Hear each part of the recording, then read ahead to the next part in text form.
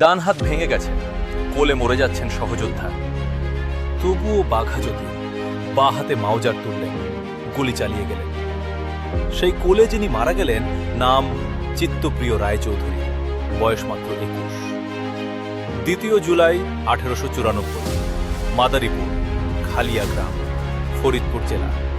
চিত্তপ্রিয় রায়চৌধুরীর জন্ম। বাবা পঞ্চানন রায়চৌধুরী, জমিদার, সম্মানিত মানুষ, কিন্তু ছেলে ভিন্ন পথ বেছে নিলেন। মাদারীপুর সমিতিতে যোগ দিলেন। ফরিদপুর ষড়যন্ত্র মামলায় গ্রেফতার হলেন, কিন্তু প্রমাণ নেই, ছাড়া পেলেন। 1914 সালে বাঘাযতীনের কাছে পাঠানো হল। বেলেঘাটায় সাহসী ডাকাতি করলেন, বিপ্লবের জন্য টাকা জোগাড় করলেন। হেদুয়ায় একজন পুলিশ ইন্সপেক্টরকে হত্যা করলেন। বাঘাযতীন বললেন, চিত্তপ্রিয় আমার সেরা যোদ্ধাদের একজন।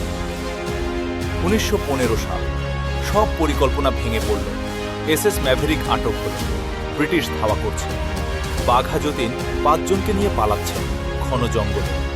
মুষলধারে বৃষ্টিতে, খাবার নেই, ঘুম নেই।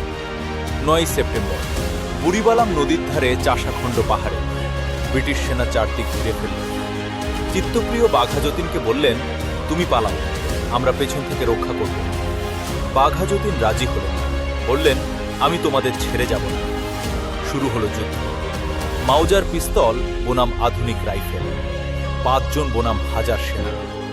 75 মিনিট। হঠাৎ চিত্তপ্রিয় মাটিতে পড়লেন, গুলিবিদ্ধ। বাঘাযতীন ছুটে এলেন, তাকে কোলে তুললেন। সেই মুহূর্তে বাঘাযতীনের ডান হাতেও গুলি লাগল, হাত ভেঙে গেল, কিন্তু তবুও বাঁ হাতে মাউজার তুললেন, গুলি চালিয়ে গেলেন।